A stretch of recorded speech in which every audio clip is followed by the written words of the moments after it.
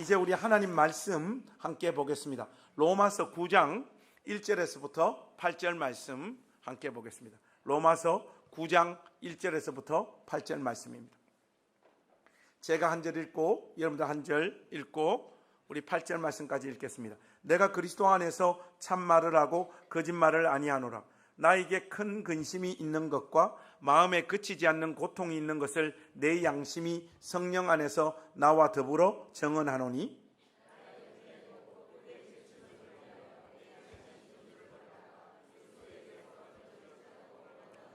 그들은 이스라엘 사람이라. 그들에게는 양자됨과 영광과 언약들과 율법을 세우신 것과 예배와 약속들이 있고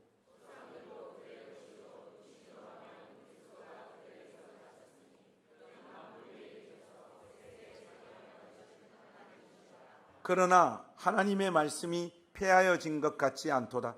이스라엘에게서 난 그들이 다 이스라엘이 아니요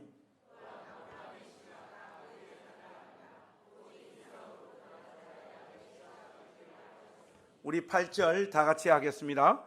곧 육신의 자녀가 하나님의 자녀가 아니요 오직 약속의 자녀가 씨로 여기심을 받느니라. 아멘.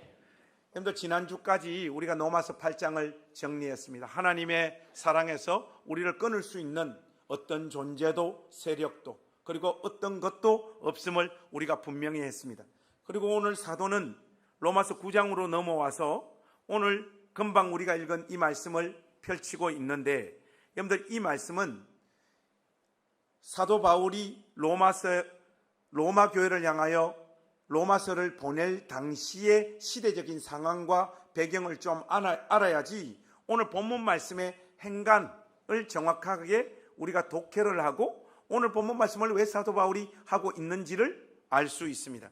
그런 의미에서 본문 1절 말씀부터 본격적으로 강해에 들어가기 전에 이때 당시에 로마의 상황과 배경을 여러분들에게 간단하게 좀 말씀을 드리겠습니다.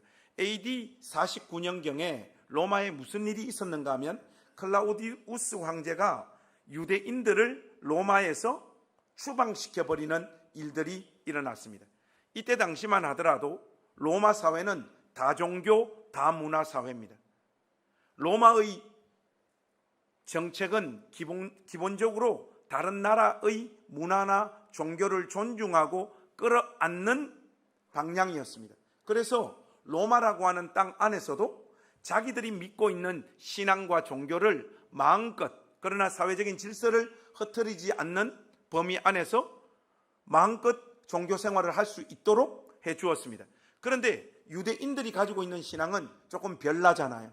이들의 그 유일신앙, 그들이 유일신앙을 소유하면서 자기들이 가지고 있었던 종교적인 어떤 관습들, 율법을 철저하게 지키고 또 독특하게 지키고 특히 할례 같은 문화들을 아주 구원과 관련하여 하나님의 자녀됨의 정체성과 관련하여 양보할 수 없는 어떤 신앙의 원칙으로 삼고 그렇게 신앙생활을 했지요. 이때 같은 유대인이면서 예수님을 자신의 구세주와 주님으로 믿기 시작하는 유대인 그리스도인들이 생겨나기 시작을 했습니다.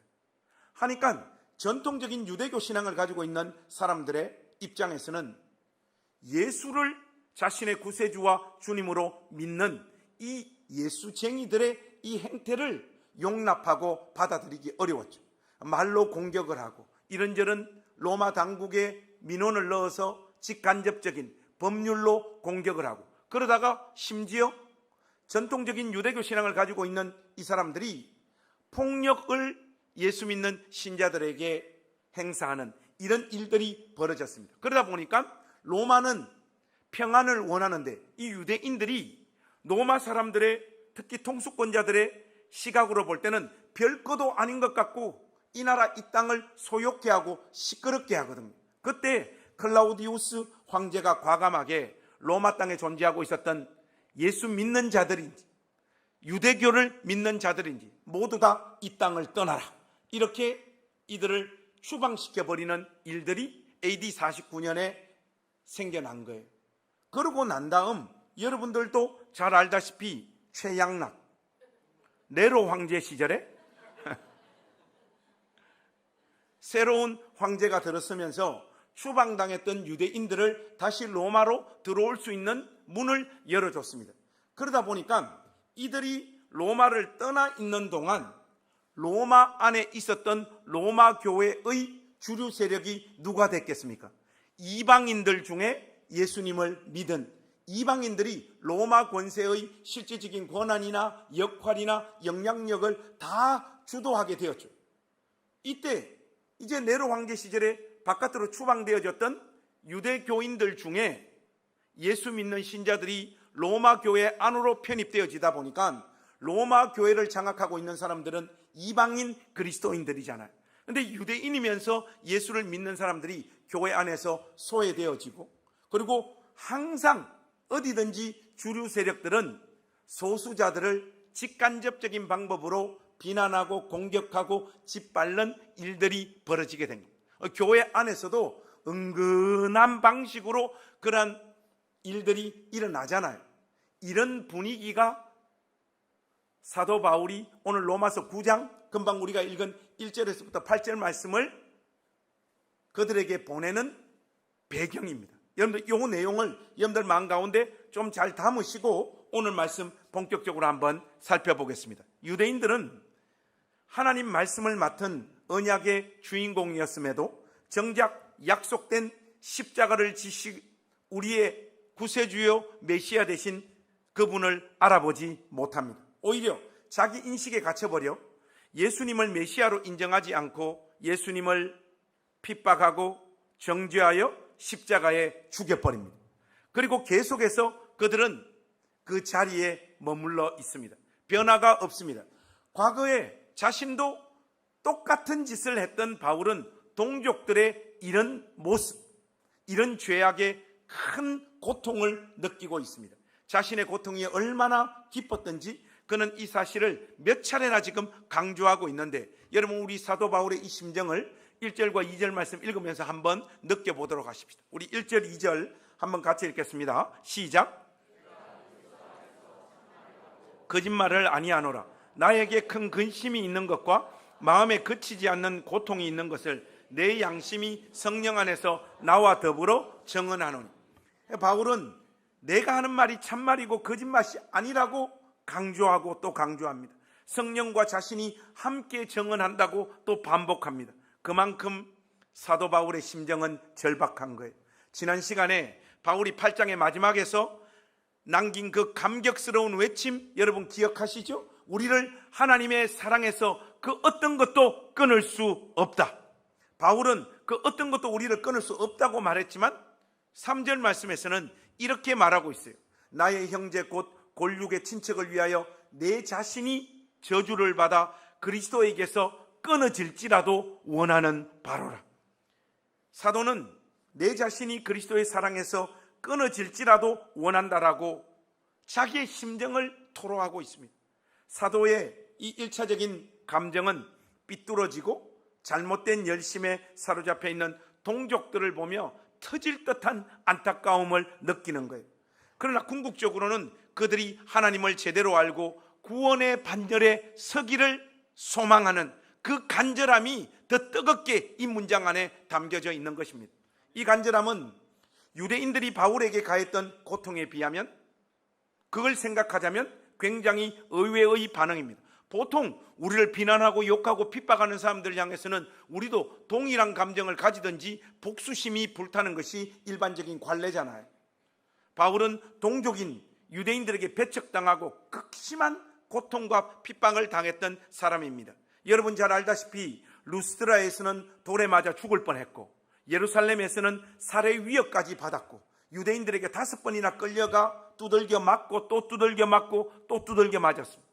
게다가 배신자라고 하는 오명을 쓰고 모든 유대인들의 미움을 받고 저주를 전달받는 대상이 되어버렸잖아요. 이 정도라면 차라리 바울이 그들을 미워하고 그들을 향하여 똑같은 마음으로 그들을 저주하는 것이 맞을 텐데, 그럼에도 그들을 포기하지 못하고 그들을 온 마음을 다하여 품고 있는 사도 바울의 이 마음은 어디에서부터 나온 것일까요? 여러분 본문 한번 보십시다. 내 자신이 저주를 받아 그리스도에게서 끊어질지라도. 여러분 이 문구를 딱 보면 어떤 사람의 기도가 딱 떠오르지 않습니까? 출애굽기 32장에서 이스라엘의 죄를 용서해 달라고, 그렇지 않으면 생명책에서 내 이름을 지워달라고 간절히 기도했던 모세의 그 스피릿, 모세의 그 중심이 사도 바울에게 그대로 이식되어진 것 같은 이런 느낌이 듭니다. 그리고 모세의 이 간청을 실제로 행하신 분은 누구이십니까? 자기를 십자가의 저주에 매달아 하나님에게서 직접 끊어지는 고통까지 감수하셨던 우리의 구주 예수 그리스도이십니다. 바울은 예수님의 마음으로 이 간청을 하나님 앞에 지금 올리고 있는 거예요. 자기 동족들이 하나님과 성경에 대한 오해를 걷어내고 이미 오신 십자가에 치신 진짜 메시아이신 예수님을 하루속히 받아들이고, 그래서 그리스도를 구주와 주님으로 믿는 역사가 일어나기를 지금 간절히 호소하는 마음, 그게 사도의 중심이고 마음입니다. 이 지점에서 우리가 다시 한번 확인하는 것은, 여러분, 유대인들의 어리석음은 무엇입니까? 우리가 앞서 로마서 2장에서도 보았듯이 하나님께서 유대인들에게 허락하신 수많은 은혜들이 있었어요. 수많은 은혜의 징표와 수단이, 그런데 오히려 그들을 망치는 결과를 만들어내고 말았습니다. 여러분, 이것이 은혜를 주신 하나님의 잘못은 아니지 않습니까? 진리를 독점하려는 자의식의 유대인들은 그 은혜의 수단 때문에 갇히게 되었고, 이방인들과 자기 자신을 구별된 존재로 느끼며 우월감을 느끼며 살아가는 존재가 되었습니다. 사도는 그 현실 앞에서 처절한 고통과 아픔을 느끼며 자신들의 동족들이 하나님의 사랑 안으로 다시 돌아오기를 간절히 소망하는 거예요. 그런데 여러분, 여기서 재미난 게 있어요. 유대인들이 저질렀던 이러한 잘못이 지금은 로마 교회의 주류 세력이 되었던 이방인들에게 똑같이 나타나고 있다, 이 말입니다. 행간에서 지금 그 내용을 사도가 지금 비판하고 있는 거예요. 당시 로마 교회는 이방인 회심자들의 수가 급증하고 있었고, 자연히 교회 안에서 이방인들의 영향력들이 커져갔습니다. 여러분, 사람 숫자가요, 생각보다 한 사람의 영혼에 큰 영향을 미칩니다. 개척 당시에는 여러분들의 눈이 저를 이렇게 따뜻하게 바라보시거나 존경하는 눈빛이 아니었어요. 지금은 저만 나타나면 사람들이 껍벅 갑니다, 여러분. 사람이 조금 모였을 때의 목사나 옛날에 그 목사나 사실은 똑같은데, 사람 수가 늘어나면 그를 다른 존재로 격상시켜버리는 것이 인간의 심리란 말이죠. 저는요, 처음부터 저에게 사랑의 눈빛을 보냈던 분, 그분들만 계속해서 사랑할 거예요. 최근에 눈빛이 바뀌었던 분들, 제가 처음에 어떻게 저를 쳐다봤는지 다 알고 있습니다. 여러분, 이게 고약한 인간의 본성이에요. 여러분, 교회 사람 숫자가 늘어나면 늘어날수록 목사의 영향력, 이게 막 커지게 되는데, 그거 여러분 누가 만드는 겁니까? 성도들이 다 그렇게 망가뜨리는 거예요. 사람이 한결같아야지, 그렇지 않습니까? 이방인 신자들의 수가 늘어나자 자연히 유대인들은 긴장할 수밖에 없는 거예요. 유대인 신자들, 그들은 좀 과장해서 이야기하자면 주님의 몸된 교회 안에서 위협까지 느끼는 상황으로 치닫습니다. 왜냐하면 이방인 신자들이 유대인들을 하나님의 약속에서 끊어지고 실패한 민족이라고 깔보기 시작했기 때문이거든요. 숫자가 늘어나고 교회가 성장할수록 이방인들의 목소리가 점점 더 커져 나가기 시작합니다. 하나님은 저들을 버리고 이제 우리 이방인을 통하여 하나님의 일과 구속사를 성취하고 이루어 가신다, 이렇게 이방인 신자들의 마음이 의기양양해져 버린 겁니다. 사도의 마음이 이런 모습을 보면서 어떠했겠습니까? 유대인, 자기와 같은 유대인 신자들이 하나님의 율법과 예배와 약속과 수많은 은혜의 내용과 수단을 붙잡고 나가 떨어졌던 것처럼, 지금 사람 숫자들이 좀 늘어나니까 이방인 신자들도 유대인 신자들이 저질렀던 거짓을 똑같이 하고 있는 이 모습에 사도의 마음은 무너질 수밖에 없는 것이죠. 고린도 후서에 보니까 교회 때문에 마음이 갈갈이 찢어지는 고통이 자기가 어떤 박해나 핍박을 받았던 그 고통보다 더 아프다라고 고백하고 있지 않습니까? 오늘 본문은 이러한 사고에 빠진 바로 이 이방인 신자들을 향하여 던지는 메시지, 그 성격이 훨씬 더 강해요. 사도는 이들에게 어떤 말을 하고 싶은 걸까요? 바울은 이미 유대인으로서의 삶도 살아본 사람이고 이방인의 사도로서의 삶도 그 누구보다 철저하게 경험해 봤던 사람입니다. 그에게는 하나님의 생각이 우리의 생각과는 다르다는 것을, 이 양쪽의 삶을 다 살아본 그가 처절하게 느끼고 있다는 거예요. 유대인들아, 너희가 하나님의 언약 백성이며 가장 영광스러운 특권을 가졌다고 생각하느냐? 틀렸다 이거예요. 하나님의 생각은 다르다는 거예요. 이방인들아, 너희들에게로 하나님의 촛대가 옮겨졌다고 의기양양하느냐? 너희도 틀렸다는 거예요. 하나님의 생각은 다르다는 거예요.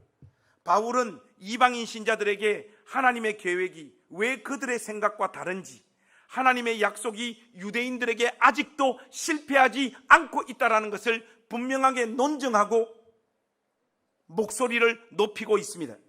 4절과 5절 말씀을 한번 보시면, 그들은 이스라엘 사람이라 그들에게는 양자됨과 영광과 언약들과 율법을 세우신 것과 예배와 약속들이 있고 조상들도 그들의 것이요 육신으로 하면 그리스도가 그들에게서 나셨으니 그는 만물 위에 계셔서 세세 찬양 받으실 하나님이시니라.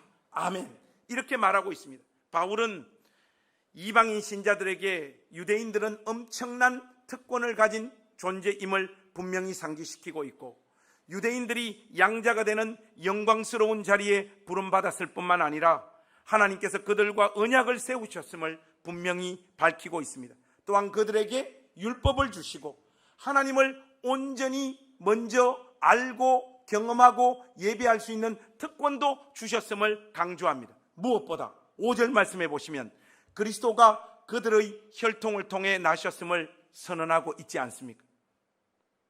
그런 다음 6절과 8절 말씀을 보시면, 그러나 하나님의 말씀이 폐하여진 것 같지 않도다. 이스라엘에게서 난 그들이 다 이스라엘이 아니요 또한 아브라함의 씨가 다 그의 자녀가 아니라 오직 이삭으로부터 난 자라야 내 씨라 불리우리라 하셨으니 곧 육신의 자녀가 하나님의 자녀가 아니요 오직 약속의 자녀가 씨로 여기심을 받느니라. 알 듯 모를 듯 이런 말씀을 지금 하고 있습니다. 사도는 하나님의 말씀이 그들 때문에 실패한 것처럼 착각하지 말라고 이야기하는 거예요. 간단히 말해 사도 바울의 핵심 메시지는 이거예요. 사랑하는 로마 교회 가족들이여, 그리스도 안에서 볼 때 이스라엘은 혈통적인 유대인을 말하는 것이 결코 아닙니다. 유대인들은 자신들의 혈통과 전통을 강조하다가 하나님의 의도와 계획을 오해하고 잘못된 길로 갔지만, 하나님께서는 그들을 도구 삼아 더 큰 구원을 열어가시는 분입니다. 이제는 혈통적인 유대인들뿐만 아니라 이방인들도 하나님의 백성이 되는 길을 그리스도 예수 안에서 활짝 여셨습니다. 하나님께서는 유대인들의 신앙과 사고의 한계를 넘어 모두를 품어내는 길을 여셨습니다. 이 사실을 지금 로마교회 가족들에게 일타이피죠. 유대인도 두들겨 패고 이방인 신자들도 두들겨 패면서 이 논쟁을 지금 펼치고 있는 거예요. 결론적으로 여러분 무엇입니까? 너희 모두가 이 하나님의 깊고도 넓으신 지혜 앞에서 입을 닫으라는 거예요.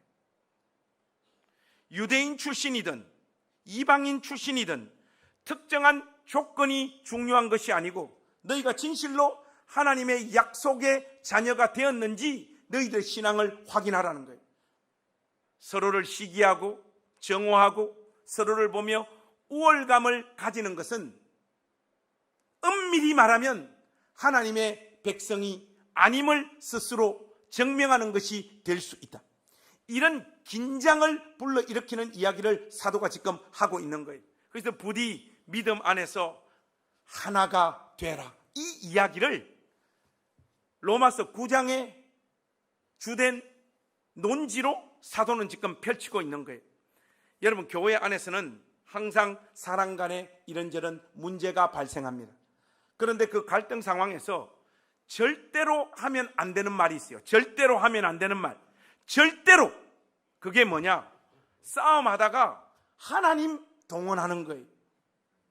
이게 참 악질적인 짓입니다.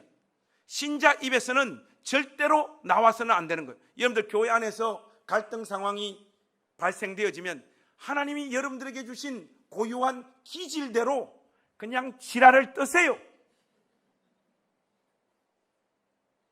네가 마음에 안 든다고 말하시라고. 근데 여러분, 이렇게 저렇게 아무리 싸우다도 여러분들이 절대로 하면 안 되는가 하면 하나님은 내 마음 안다. 알긴 뭘 알아. 여러분, 하나님 내 마음 안다는 것은 결국 뭐 이야기하고 싶은 거예요? 너는 틀렸다, 이 말을 하고 싶은 거잖아요. 그래서 여러분, 교회에서 보면 진짜 사실은 재수 없는 사람이 누군가 하면 앞에서는 참고 집으로 가면서 내가 예수님 십자가 생각하면서 이번에 참는다. 하나님은 내 마음 안다. 이게 최고 악당들이에요. 여러분. 우리의 헤게모니 싸움에 하나님을 끌어들이는 것은 예전 유대인들과 이방인들이 저지른 실수를 우리가 다시 반복하는 거예요. 그들은 처음 가는 길이었으니까 그렇게 할 수 있습니다. 우리는 그런 역사를 보고 또 설교를 통해서도 수없이 메시지를 들었음에도 불구하고 그들이 저질렀던 하나님 이름을 동원하고 하나님 뜻을 가지고 와서 상대를 밀어내고 상대를 비난하는 것들을 똑같이 자행한다면 우리는 역사나 하나님 말씀을 통하여 아무것도 배우지 못하는 사람들이 됩니다. 그래서 여러분, 헤겔이 그런 말을 했잖아요. 인간이 역사에서 배울 수 있는 것은 역사에서 아무것도 배우지 못한다는 사실이다. 이사야서 55장 8절과 9절 말씀에 여호와의 말씀에 내 생각은 너희 생각과 다르며 너희 길과 달라서 하늘이 땅보다 높음 같이 내 길은 너희 길보다 높으며 내 생각은 너희 생각보다 높으니라. 이렇게 말씀하고 있습니다. 여러분, 기본적으로 우리 낮은 단교회 가족들이 다 마음에 담으셔야 되는 게 뭔가 하면 하나님의 생각은 우리의 생각과 다르다는 것. 이걸 여러분 우리가 딱 인정을 해야 돼요. 이게 하나님의 주권을 인정하는 신앙입니다. 실제로 하나님의 길은 우리의 길과 달라요. 우리 눈에 보이는 대단한 인물들과 어떤 교회, 비범한 실력을 갖춘 단체들을 통하여 하나님의 일이 진행되어진다라고 우리는 생각을 해요. 저는 진짜 하찮고 가짜는 자들이 누군가 하면 뻑하면 자기 교회나 특정한 인물이 우리 한국교회 전체를 어떻게 할 수 있는 것처럼 내가 한국교회를 위해서 이 일을 한다, 한국교회를 위해서 내가 이 일을 시작했다, 이런 식의 레토릭을 구사하는 자들입니다. 지 인생이나 걱정하라고. 피조물의 하나에 불과한 자들이 무슨 한국교회와 역사를 운운하고 있습니까? 여러분, 우리가 보면 대단히 유명한 목사님들, 이름난 어떤 교회를 통하여 한국교회의 어떤 영적인 흐름이 주도되고 움직이는 것 같지만 시간 지나고 보면 그 아무것도 아니에요. 여러분, 우리 교회 가족들도 이런 나전당 교회에 소속되어져 있는 어떤 자의식들이 강해서 우리 나전당 교회가 시대의 대안이 될 만한 이런 이야기를 하시는 분들이 있더라고. 저야 고맙죠. 근데 여러분, 능력을 가진 사람, 정당한 명분과 어떤 신념을 가진 사람, 제법 규모 있는 교회가 뭔가를 할 수 있을 것 같아도 아무것도 못합니다. 여러분, 뭘 합니까? 여러분, 뭘 해요? 하나님의 길은 우리가 가려고 하는 길과 달라요. 여러분, 성경을 우리가 꼼꼼히 읽어보면 이런 사실을 성경이 정언하고 있지 않습니까? 하나님의 구속사가 어떻게 이어지는지 여러분, 창세기 말씀만 조금만 꼼꼼하게 한번 읽어보십시오. 아브라함, 이삭, 야곱 이야기 뒤에 누구 이야기가 성경에 제일 많이 나옵니까? 거의 요셉 이야기로 창세기 후반부가 가득 차지 않습니까? 당연히 우리 의식 속에는 하나님의 구속사가 아브라함, 이삭, 야곱 다음에 그 바톤을 요셉이 이어받겠거니 우리가 그렇게 생각을 하는데 하나님의 구속사는 요셉을 통하여 펼쳐지는 것이 아니라 유다를 통하여 펼쳐집니다. 인간의 모든 예상과 기대를 빗나가서 다른 길로 흘러가 버린단 말이죠. 인간의 생각과 확신을 하나님은 이렇게 흔들어 버립니다. 마치 요셉이 하나님의 구속사와 관련하여 선택받지 못한 존재이라는 것을 이렇게 분명히 하시고, 그런데 여러분, 요셉의 결혼만 봐도 그렇지 않습니까? 요셉은 애굽의 제사장 딸 아스낫, 한마디로 하나님을 알지 못하는 집안의 딸과 정략 결혼을 해요. 이삭의 아들이었던 에서도 이방 여자와 결혼하잖아요. 이 결혼 때문에 매우 심각한 우려를 이삭과 리브가가 하지 않습니까? 하나 남은 야곱마저 이방 여인과 결혼하면 내가 무슨 살 재미가 있겠나이까? 이렇게 리브가가 신앙 고백을 하지 않습니까? 요셉이 그런데 이방 여자와 결혼한다니, 여러분 이거 말이나 되는 이야기입니까? 이 족장 3대가 얼마나 하나님 경외하고 사랑하는 며느리를 데려오려고 몸부림치고 애썼는데, 근데 요셉이 이 전통을 깨버리고 이방 제사장의 딸과 결혼하여 자식을 낳아요. 그런데 여러분, 이번에는 신기합니다. 요셉이 낳은 자식들은 에서의 자녀들과는 달리 하나님의 언약 백성 안으로 편입이 되어져 버려요. 결국 요셉의 상과 그의 자녀 므낫세와 에브라임은요, 유다가 하나님의 구속사를 이어갈 때 그 삶을 보호하고 지키는 이 역할을 떠맡습니다. 하나님의 변화무쌍한 이 일처리 방식을 여러분 한번 보십시오. 우리의 시각에서 보면 이 도대체 무슨 원칙도 없고 예측할 수도 없는 하나님의 일하심의 방법이지 않습니까? 야곱이 죽기 전에 요셉이 그의 자녀들을 데리고 와서 아버지, 이 두 아들 축복해 주세요, 그렇게 할 때 야곱이 그의 손을 어긋나게 해서 오른손은 둘째의 머리 위에, 왼손은 첫째의 머리 므낫세 위에 손을 이렇게 어긋나게 해서 축복을 합니다. 그러니까 요셉이 아버지 그 손이 잘못된 것 같은데요, 뭡니까? 장자 전통, 장자를 통하여 하나님의 구속사와 하나님의 일이 펼쳐지게 되고 장자에게 2배의 복을 주고 장자를 소중히 여기는 이 전통 가운데 요셉이 아직 머물러 있는데 야곱은 자기의 전 인생을 통과하면서 확신하는 거예요. 우리의 생각은 하나님의 생각과 다르다는 거예요. 그래서 야곱이 나도 안다 그러잖아요. 나도 안다 그러면서 이것을 고수하고 그대로 밀어붙이지 않습니까? 눈을 감기 전 자신의 전 인생을 담은 하나님을 향한 신앙의 고백입니다.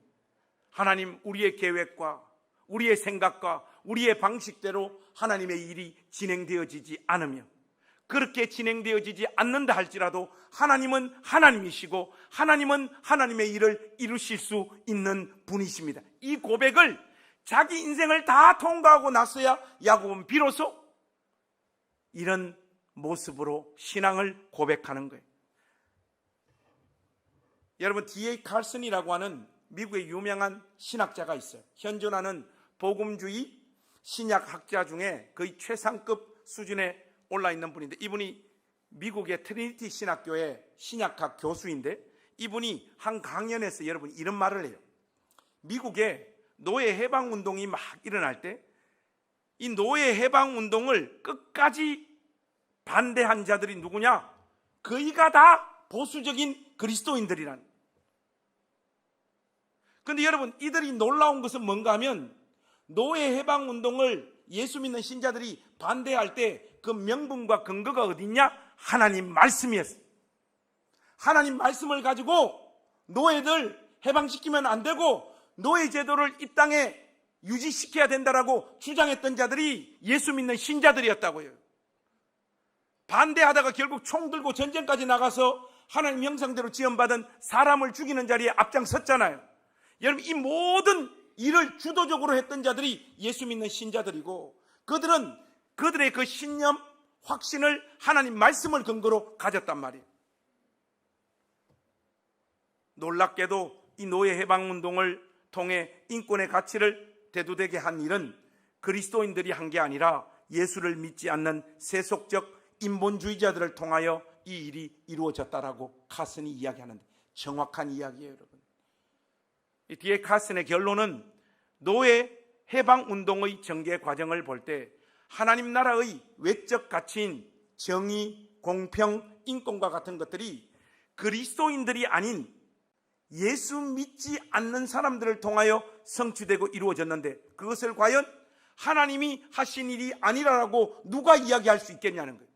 쉽게 말해 여러분, 우리를 통해서, 나를 통해서, 우리 교회를 통하여 하나님의 일이 성취되고 이루어지고 뭐 주도한다, 뭐 우리가 한국교회를 위해 뭘 한다, 우리가 영적 흐름을 뭐 가지고 온다, 우리가 이런 무브먼트를 통해서 한국교회를 뭐 새롭게 한다, 착각하지 말라는 거예요. 밥이나 잘 먹고 화장실이나 자주 가십시오. 이게 알고 보면요 대단히 교만한 생각이에요, 여러분. 예수 믿는 사람들이 이상한 착각에 정말 많이 빠집니다. 미국 대선이 끝났는데 트럼프가 당선되었죠. 당선되기 전에 누가 총을 한 방 땅 땡겨가지고 이 귀를 스쳐 지나갔지 않습니까? 그리고 트럼프가 안 죽고 살았어요. 하니까 이 트럼프를 지지하는 보수 기독교인들이 뭐라고 이야기하는가? 그 순간 하나님이 트럼프를 탁 붙잡고 지키셨다. 그 실질적으로 그런 그림을 그려가지고 트럼프를 감싸고 있는 예수님 사진 그려가지고 SNS에 많이 떠돌아다니더라고요. 여러분, 총을 잘못 쏜 거예요. 말 같은 소리 좀 하지 마세요. 여러분들이 어떤 정치적인 신념을 가지고 특정 후보를 지지하는 마음이 있으면 열심히 지지하세요. 그런데 제발 거기에 하나님의 뜻, 하나님의 이름 동원해가지고 의미 부여를 과하게 하지 마시라고요. 무슨 트럼프가, 어떤 분이 이야기하는데 트럼프가 경건하지는 않지만 하나님께서 사용하시는 종이래. 여러분, 무슨, 하나님의 종은 접니다, 여러분. 말 같은 소리를 해야지. 여러분, 그런 것들이 다 자기의 어떤 신념을, 하나님의 뜻과 하나님 이름을 가지고 와서 강화시키는 거거든요. 그런 짓 하면 안 됩니다. 성경은 하나님이 자신의 창조 세계에서 정의와 심판에 대한 자율권을 가지신 분임을 분명히 합니다. 그 어떤 인간의 법에도 하나님은 얽매이지 않는 분이시며 사람들의 필요에 의해 소비되어지는 분이 결코 아니에요. 하나님은 하나님이십니다. 우리는 그분의 피조물입니다. 여러분, 우리가 평생 살면서 하나님 그분을 얼마나 알고 죽을까요? 진리의 파편의 한 조각,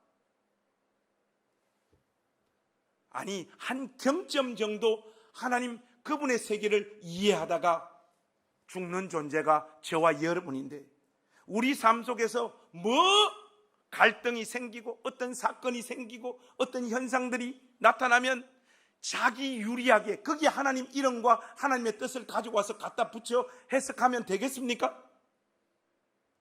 하나님은 우리의 소유가 아니에요. 반대로 우리가 하나님 그분의 소유된 백성입니다. 토기장이신 하나님께서 우리를 마음대로 만드시고 마음대로 사용하시고 그분의 주권적인 섭리대로 이용하실 권한이 있으십니다.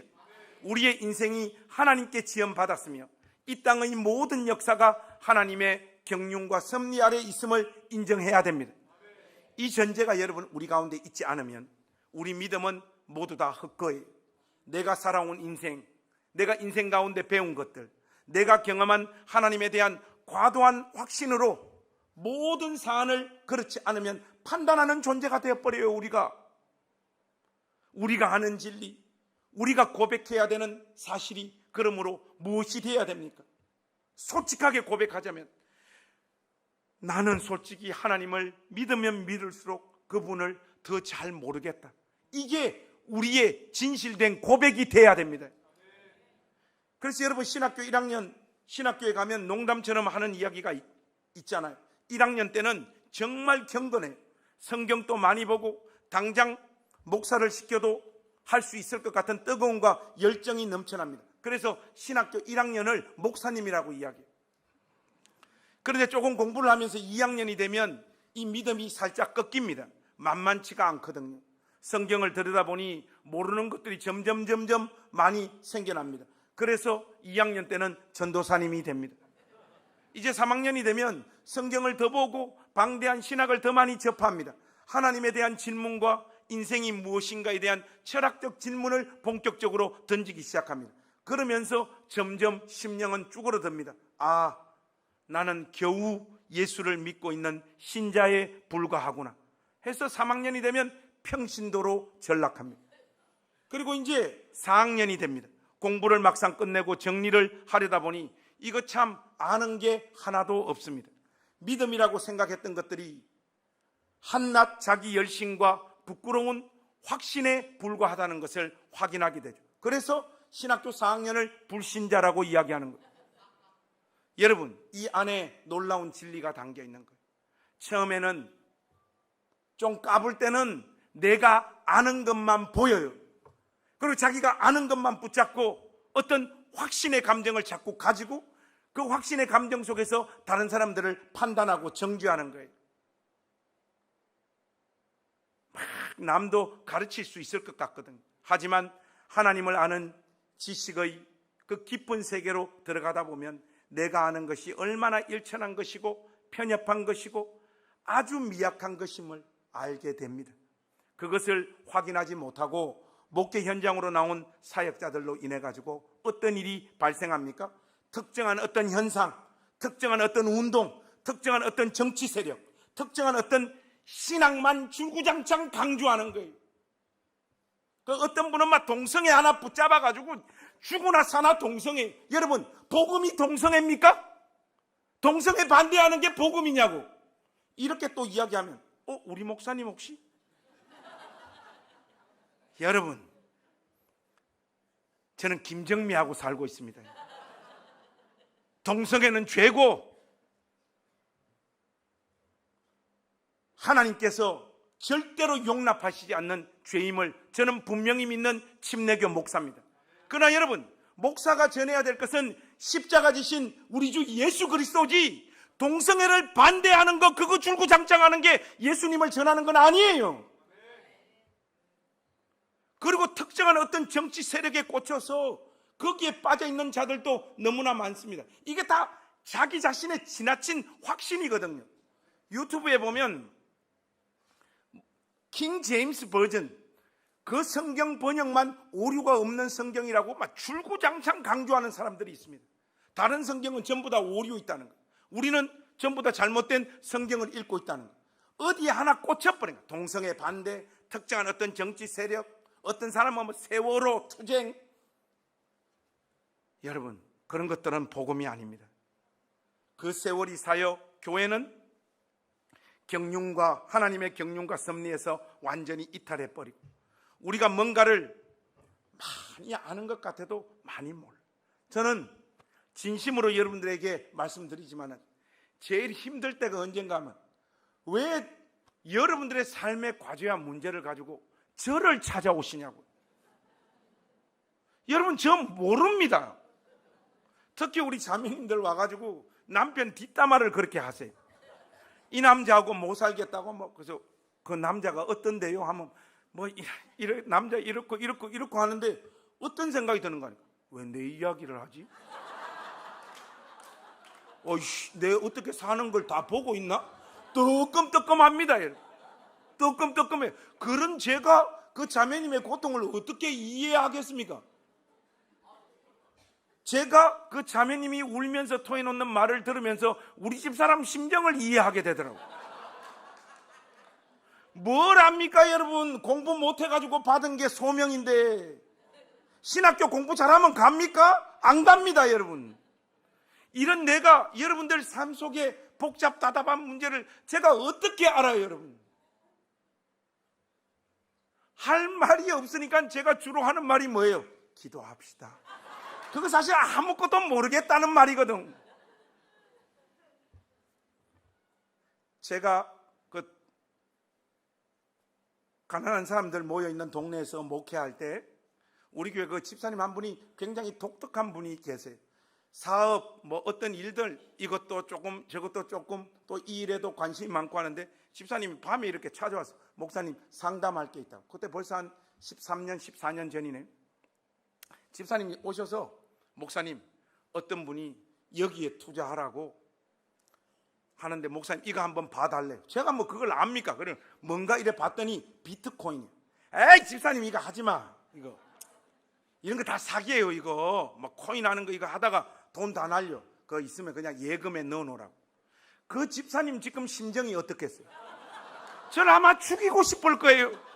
그때 만약에 한 2천만 원 넣어놨으면 우리 집사님 지금 끝났습니다. 인생 끝났다. 나도 그 덕에 한 몇 억 얻었을 거예요. 여러분 우리가 뭐 아는 듯 해도 한 치 앞도 못 내다봐요. 그때 그 집사님이 오셔서 목사님 이거 투자할까요? 했을 때 집사님 저도 같이 할랍니다. 그때 그렇게 했어야 되는데 교회 재정도 다 집어넣고 제가 다양한 곳에 가서 하나님의 말씀을 전할 수 있는 기회를 얻고 있는데 그 중에서도 저와 신학적으로 또 신앙적으로 다소 그 배경이 다른 오살리 금식기도원에 가서 설교를 하게 됐어요. 거기 와달라는데 이거 가야 되나 마야 되나 고민이 되게 많이 되더라고요. 저하고 완전 다르잖아요. 거기는 막 불로 막 주여 삼창에 그것도 막 수천 명 현장에 와 있고 아이고 이거 어떡하나 해서 갔습니다. 돈을 많이 준다고 하더라고요. 그곳에서 설교를 하고 집에 딱 가려고 하는데 기도원에 오신 분들이 강사에게 기도를 받는 문화가 있대요. 여기는 저는 막 빨리 하고 오고 싶은데 사람들이 막 줄을 서기 시작하는데 마음에 딱 느낀다. 오늘 집에 다 갔고 한두 명이 아니에요. 막 쫙 줄을 서더라고. 그럼 뭐 어떡합니까? 마음에 딱 결심을 했죠. 이분들 위해서 기도하고 가야 되겠다 해서 하는데 그냥 기도를 할 수는 없잖아요. 그건 너무 목사로서 기도하는데 성의가 없으니까 그래 뭐 때문에 이렇게 기도 받기를 원하십니까? 어떤 기도 제목이 있습니까? 이건 물어야 되잖아요. 물으니까 그 맨 앞에 쓰신 분이 저보고 그래요. 남편이 공사를 하다가 팔이 하나 잘렸대. 근데 목사님이 기도해 주시면 우리 남편 이 팔이 회복돼서 이렇게 쫙 나오게 될 줄로 믿습니다. 그러는 거예요. 아니 나는 안 믿는데 내가 안 믿으면서 이거 어떻게 기도를 해야 되나 이거. 그래도 뭐 기도해 달라는데 우리 교회에서처럼 그렇게 솔직하게 하면 이 사람들 기절할 거 아니에요. 그러니까 기도합시다 하는데 하나님 이 팔을 뭐라 할 말이 없어요. 이 팔을 아버지 이 팔을 조금만 늘려 주십시오 이럴 수도 없는 거고 그렇지 않습니까? 아버지 이 팔을 어떻게 붙잡아 주시고 회복시켜 주시고 뭐 할 때 기도했어요. 그래 기도하고 그분 막 감사하다고 또 가시고. 그리고 또 어떤 분은 이제 그 다음 분에 사업이 완전히 망해가지고 아이들 삶도 다 망가졌는데 목사님이 기도하면 우리 집 다시 사업이며 애들도 다 회복될 줄로 믿습니다. 내가 이때까지 기도해서 그렇게 회복되는 경우를 한 번도 못 봤는데 솔직히 나는 안 믿으면서 그걸 기도를 하려니까 진짜 힘들더라고. 그래도 뭐 어떻게 기도하냐. 하나님 사업을 회복시켜 주시고 애들 깨진 거 상처도 만져주시고 회복시켜 주옵소서 그렇게 기도했죠. 하고 그 다음 이렇게 하면 어떤 여자분이시더라고요. 그래서 저는 여집사님이신 줄 알았는데 여자 목사님이시더라고요. 근데 보니까 75세인가 그러셨어요. 근데 목사님 뭐 때문에 제가 이렇게 저한테 기도 받기를 원하시냐니까 목사님 제가요 새롭게 이제 개척을 했는데 하나님께서 저를 크게 쓰신다는 거예요. 그 목사님한테 기도 받으면 하나님께서 우리 교회에 크게 역사해 주실 것 같아요. 저는 막 크게 망하게 하실 것 같은. 솔직히 그래 75세 여자 목사님이 우리 한국 문화 속에서 지금 개척해가지고 무슨 역사가 나타나냐고 솔직히. 그래도 뭐 어떡합니까? 아버지 이 여종을 사용해 달라고 기도했죠. 그 사람들 다 기도하니까 설교 시간보다 더 길더라고. 그렇게 기도하고 이제 집에 돌아오는데 생각이 많은 거예요. 근데 중간쯤에 오는데 제 마음에서 회개가 터져나오고 나와 하나님에 대한 인식도 다르고 신앙의 결도 완전히 다른 이분들. 어쨌든 이분들은 하나님이 자기 인생에 개입하시면 어떤 결과도 만들어질 수 있음을 진짜로 믿고 있잖아요. 제가 기도를 해서 이분들의 삶이 자기들이 원하는 결과가 나타나지 않는다 할지라도 이분들은 하나님이 개입하시고 내 삶 가운데 함께 하시면 내가 원하는 방식대로 은혜가 임하지 않더라도 하나님은 내 삶을 회복시키시고 어떤 영광스러운 결과도 하나님 그분은 하실 수 있는 분이다. 이 마음 가지고 저한테 기도해 달라고 한 거예요. 그런데 저는 소위 말해서 신학 공부도 좀 하고 상식도 있고 신학적인 밸런스도 갖추고 있지만 하나님 앞에 간절히 매달릴 때 하나님께서 내 삶과 인생, 주의 교회를 영광스럽게 하신다라고 하는 어떤 기대도 없잖아요. 그냥 자기의 삶의 경험에 그냥 딱 갇혀가지고 그 안에서만 있을 뿐 하나님에 대한 신앙, 믿음, 기대, 소망은 사실 없잖아요. 그것이 교양 있고 믿음 좋은 사람인 것처럼 보이지만 사실은 하나님에 대한 어떤 기대도 없는 상태이지 않습니까?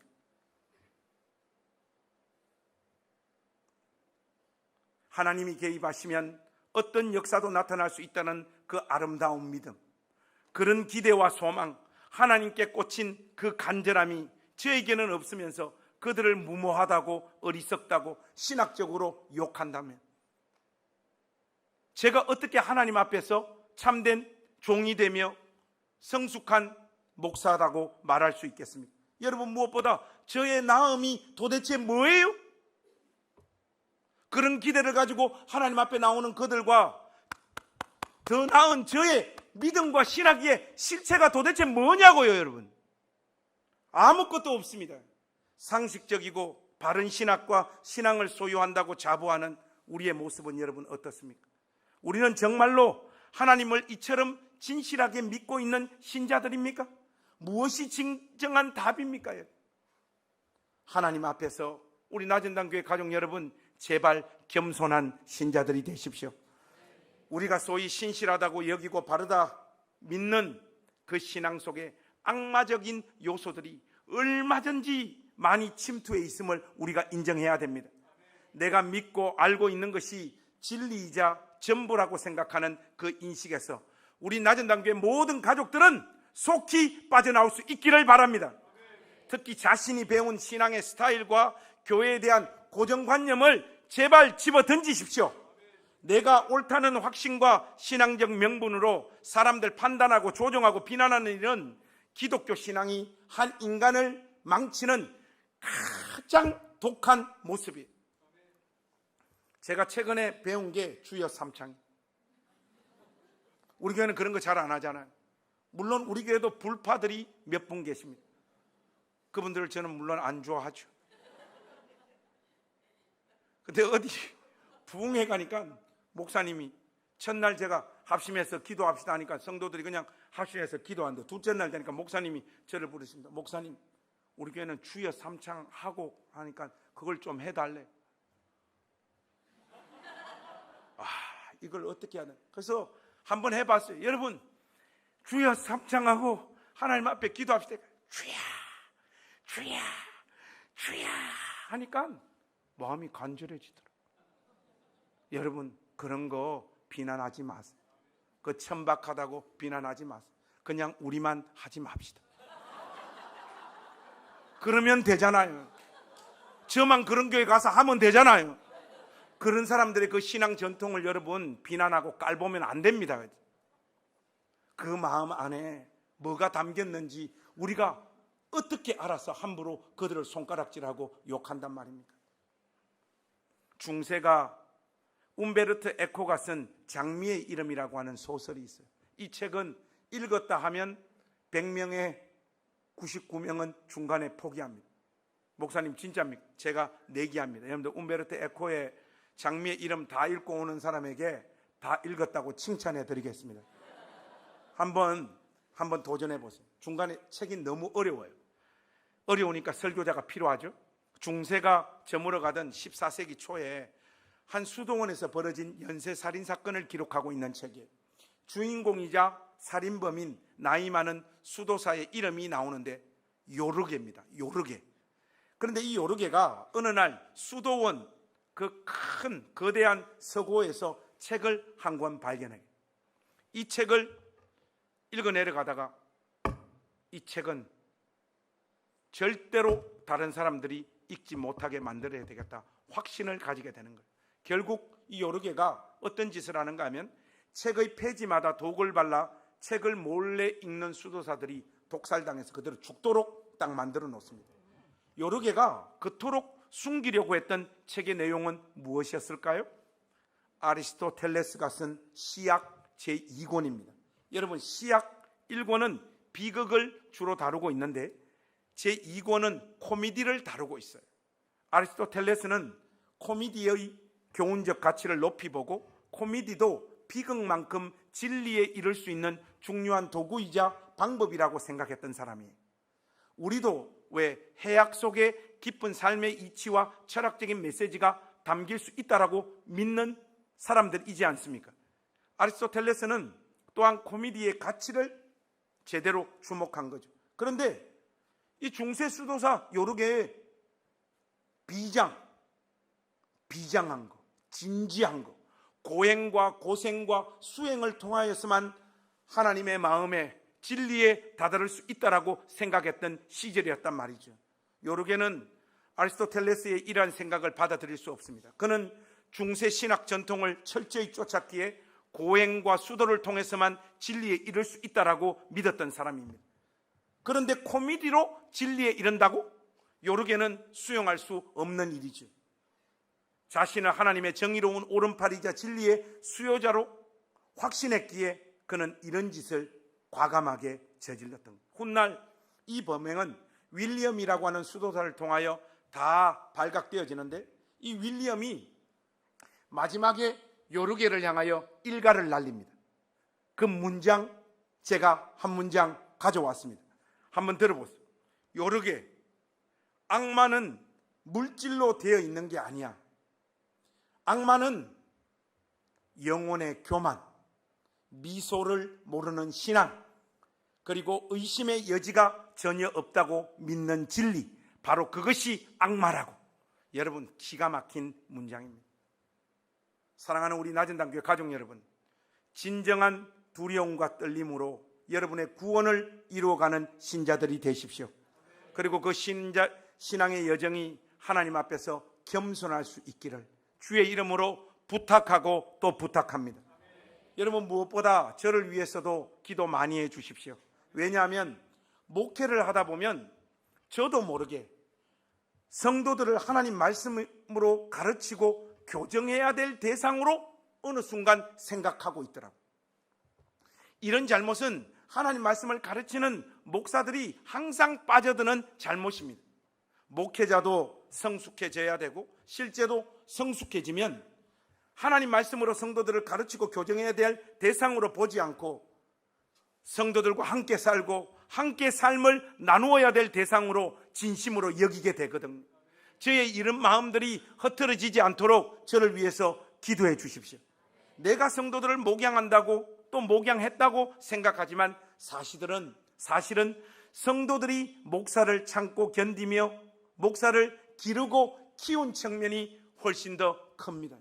20세기 최고의 강해 설교자인 영국의 마틴 로이드 존스, 최고의 강해 설교자인데 로이드 존스의 그 치열한 논증과 논리로 가득 차 있는 그 설교 원고, 한국 교회에 와서 하면 예배 시간에 성도들 3분의 2 다 잠듭니다.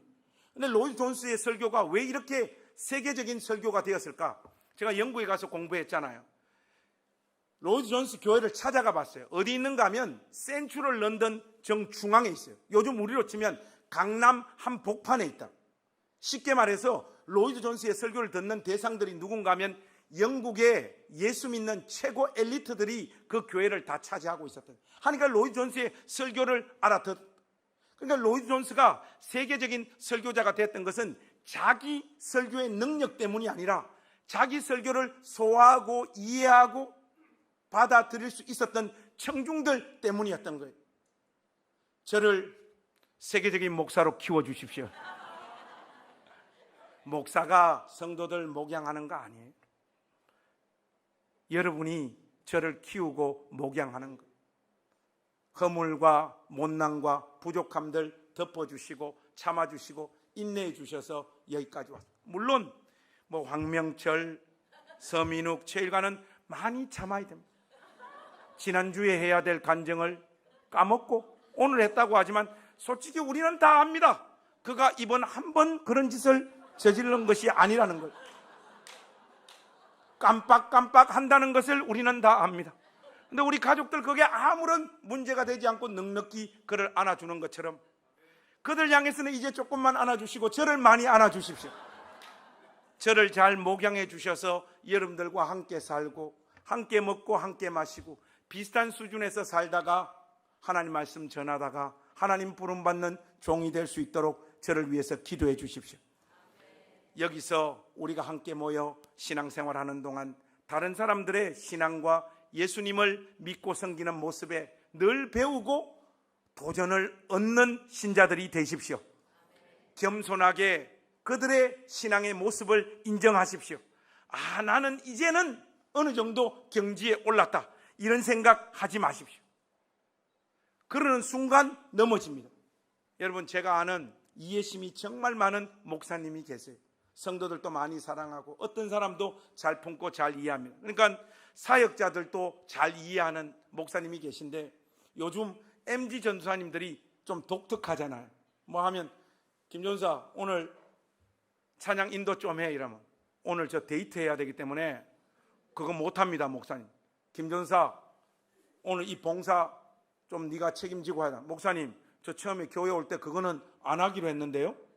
요즘 MG 전사님들이 이렇게 해가지고 전국의 담임 목사님들이 영혼이 나가고 있습니다.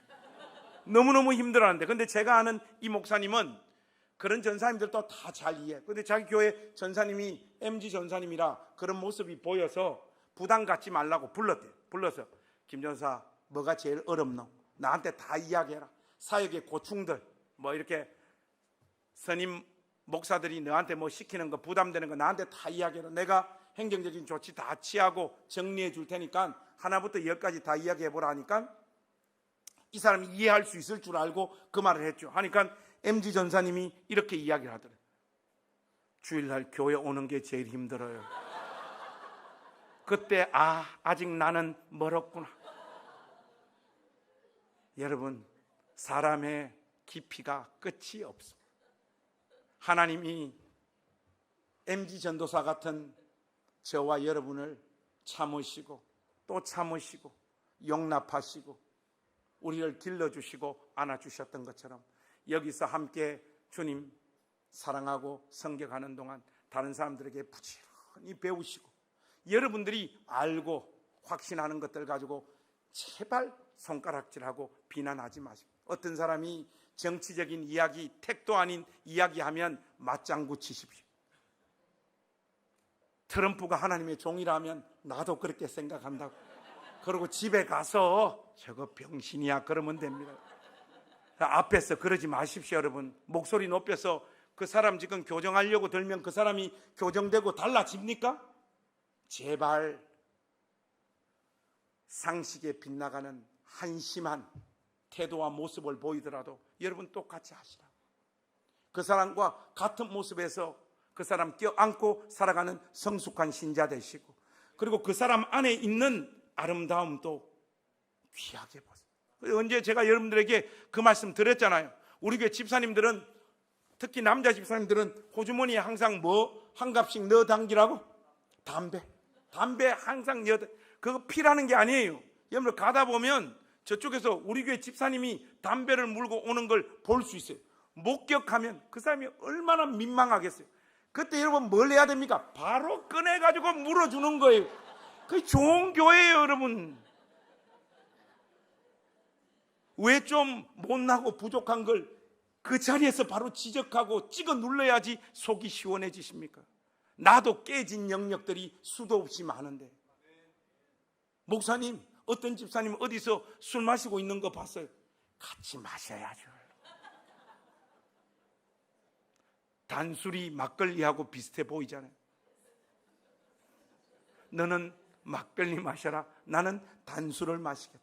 여러분, 넉넉해지시고 마음 여기서 신앙생활하는 동안 여러분들 마음이 바다와 같이 커져가는 신자 되십시오.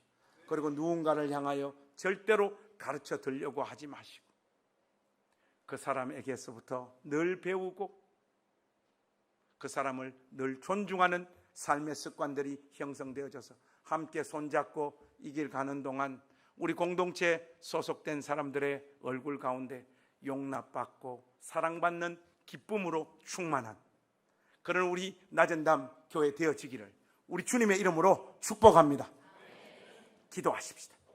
하나님 아버지, 오늘 로마 교회 안에 있는 이방인 신자들과 유대인 신자들의 그 갈등 속에서 괴로워하고 안타까워하는 사도 바울의 이 외침 저희들 살피면서 그러한 문제들이 우리 공동체 안에서도 얼마든지 있을 수 있고 실질적으로 존재한다는 것을 인정하게 하시고 이들의 모습 속에서 하나님 배우게 하여 주옵소서.